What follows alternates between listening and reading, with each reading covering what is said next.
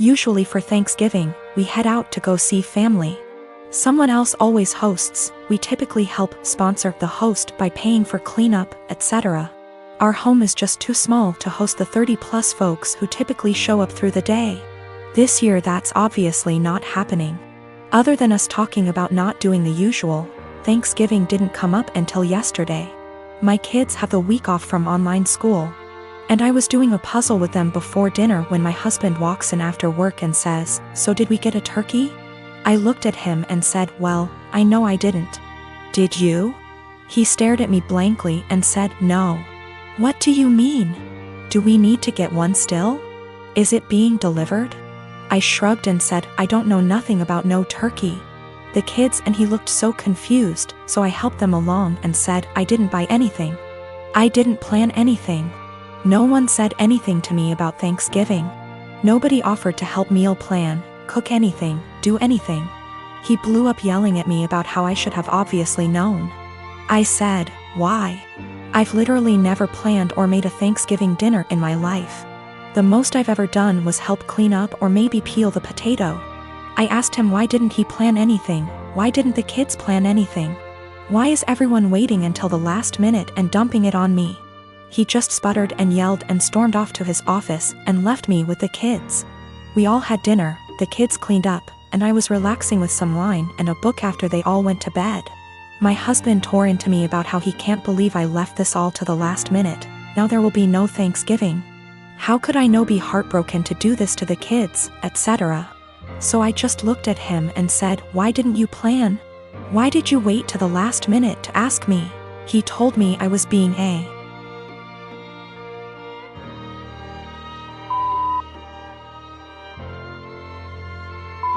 for no reason and stomped off to go sleep in his office.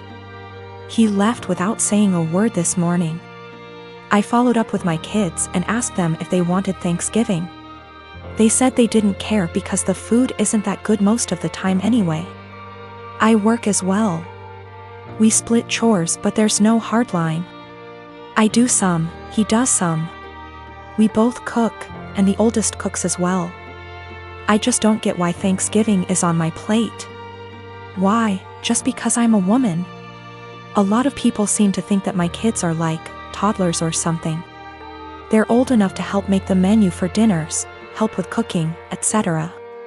Anyway, I told my husband that if he wants to do some traditional Thanksgiving with all the fattening, carby, salty, beige food, he can go ahead and plan it and I'll help in the same capacity as always. If he wants me and the kids to cook something together, aka a normal, average Thursday, I'll continue with what was scheduled.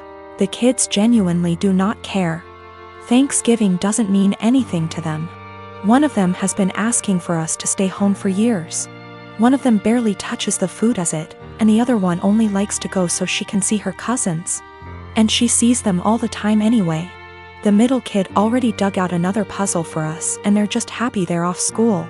Also, we don't do Christmas. My ex and I divorced 3 years ago. She was cheating, but at this point I don't care about the relationship anymore. The pending lawsuit has nothing to do with her or him, but rather their actions. My ex and I have a son 13M that we split time with 50//50. He's a great kid that interests have changed a lot tbh as I imagine more kids / teenagers tend to do through the years. One thing my son was heavily into at some point was Legos. He used to play with them all the time, and personally I think they're a great toy for different reasons. I used to love playing them with him, and to this day I still collect boxes that I leave unopened as a collection. Well, when my ex and I divorced, she got with someone who loved Legos more, I guess. From what I know, he loves making creations and building the sets in. I don't care. Seems cool. He does one thing I think is very, very weird. He uses crazy glue so the sets can't break or pieces can't be lost. It seems so weird to me. The issue is, I was out of town for all of 3 days last week for medical reasons. And my son wanted to get his PS4 so he could play it at his mom's. This isn't out of the ordinary at all, and he has a key, so he let me know he would be stopping over for it. I told him to have fun when I saw him on the entry camera. My wife's husband was with him, which was a no-no. I told him via speaker to not go in and to wait on the porch. He flinched but walked in anyway. I sent my ex a text telling her to call him and tell him he's 1 minute away from a cop call. He left my home with a bag in hand, which I didn't think much of because my son had his games too. Well, my son texted me later that evening and said he didn't know it at the time, but he's pretty sure SD took some of my sets. These are all old sets and 2 are worth big money. When I got home I confirmed the missing sets and called my ex. She had no idea, but he admired he took them, but it was so son could have the sets to complete his collection. My son doesn't even like Legos anymore and told his mom he wouldn't steal from me. My wife asked how much it would cost to replace them, and unfortunately it's more than their savings. Actually, it would take their house down payment plus more. I told them if they didn't pay in 2 weeks I was suing and pressing charges. The price in the sets makes it a felony. My ex and her husband are saving for a house which would give my son more space when he's there. But those sets were going to help pay for his education someday or a home of his own. I filed the police report and have talked to a lawyer, and we're moving forward with the suit. Everyone is calling me a joke because they are just toys, but I don't get it. They are worth real money. I'm not rich, guys. I needed those to help with my son's future, but again taking this money does deny my son things at his mom's house. I am married to my wonderful wife Melody, and she is currently pregnant with our first child together. I have a 6-year-old daughter Tina, whose mother I split 50/50 custody with. So I know for the most part what Melody needs in order to feel supported while she carries our child. I have been spending lots of time making sure she's comfortable and taking on more of the load at home so she's not doing too much. This is her first child after all, and it's obviously a lot for her physically and emotionally. My mother and Melody don't get along too well. Mom didn't like my ex either. We broke up because we were headed on different paths, not because of my mother, and there's no bad blood. So I think she just doesn't like her because she's dating me for whatever reason. It's weird. She's very nitpicky about Melody, how much she does around the house, how emotional she is. Melody already cries very easily, and being pregnant has made her even more sensitive, which is fine. The fact that she wants to be a stay-at-home mom, it just seems like nothing Melody does is okay. I do, however, stand up for her and do not just allow my mom to talk down to her. Today, before picking up my daughter from summer camp, Melody went to 3 different grocery stores to find rotisserie chicken.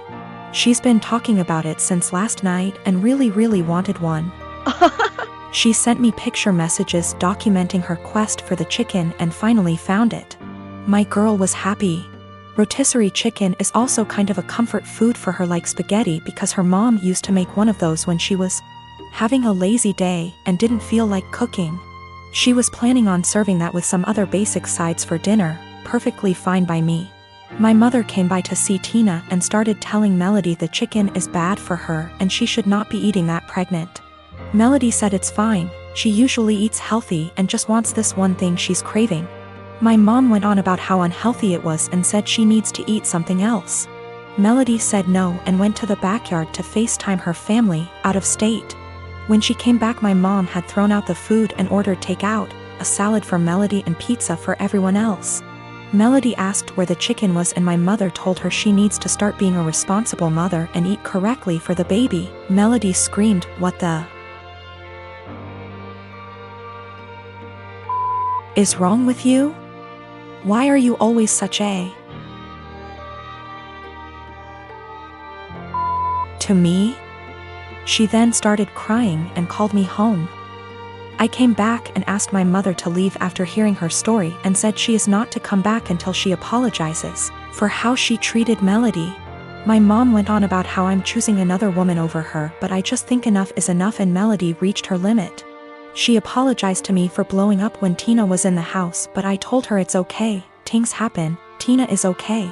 And I went to find her another chicken before the store closed. My dad thinks I'm right for taking Melody's side, but my brother thinks I should always defend mom. I do plan on having a sit down with both my parents and my brother with my mom.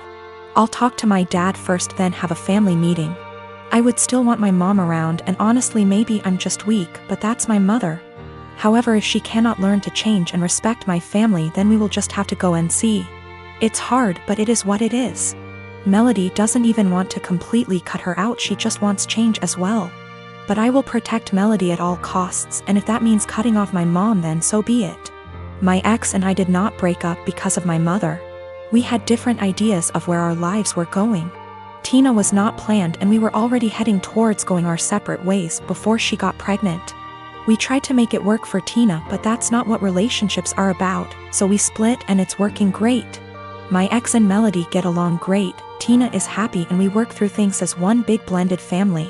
My ex and Melody have talked about my mother with each other before, and that was when I realized I needed to see a therapist to work through my childhood with a mom like mine. It's a process. I'm working through it the best I can. Melody's pregnancy is going smoothly for the most part. Just exhausting and emotional, as she put it. Also, we're having a girl. We had our gender reveal. I did find her another chicken yesterday night after this whole fiasco. This happened during this weekend, me being in my early 30s and my GF in her late 20s. I was invited to a wedding ceremony of a colleague and could bring someone with me. I asked my girlfriend that I've been dating for a year if she would like to join me, and she was really happy because she apparently loves weddings. Since we don't live together, I drove to pick her up so we'd have some time to spare before the ceremony. As she comes out, she looks really beautiful and has obviously put in time to fix her hair and makeup. She's also wearing an off-white dress that was rather ornate. As she got in, I told her that she looked stunning, but I asked if she could change to a different colored dress for the ceremony. I'm not one for etiquette by far, but one of the few things I have heard everywhere is that you should not wear a white dress to a wedding unless you're the bride.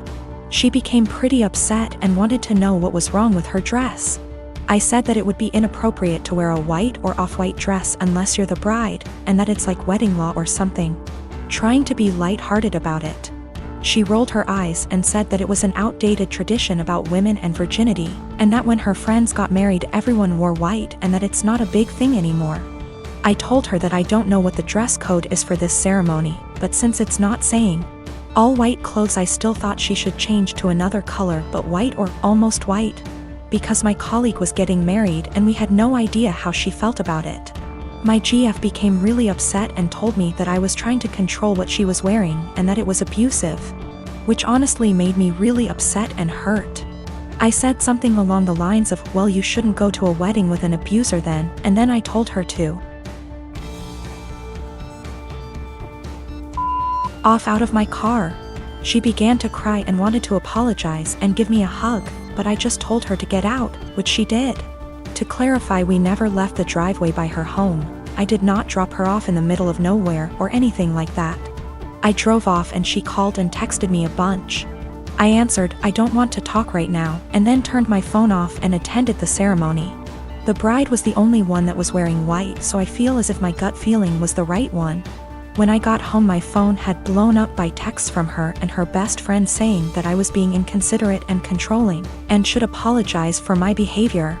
I've vented to a few friends, most of them agreeing with me, but some have said that it was an asshole thing to tell her that she could not wear her dress, because it had nothing to do with me. I feel as if I was in the right since it was my colleague's wedding and it was better to be safe than sorry. But I'm also not sure if I was being an asshole about the situation. My girlfriend found out about the thread, don't know if she knew my handle, or just found it, and we talked over the phone. She apologized and I apologized, and it was a pretty good talk. She asked if she could come over, and I said no and that it would be best for us to go our separate ways. She got upset and asked why I wouldn't even try to work it out. I basically just said good. Bye. And then she said my was small, which actually made me laugh after what had been a pretty mature conversation, and then she hung up. I'm pretty sad about it. She really made me feel happy. I was hurt, but if she did think I was being abusive, it would be the right thing to do. And if she did not think I was being abusive and said it anyways, I would not want to be with her. So anyways, I think things worked out for the best for us both.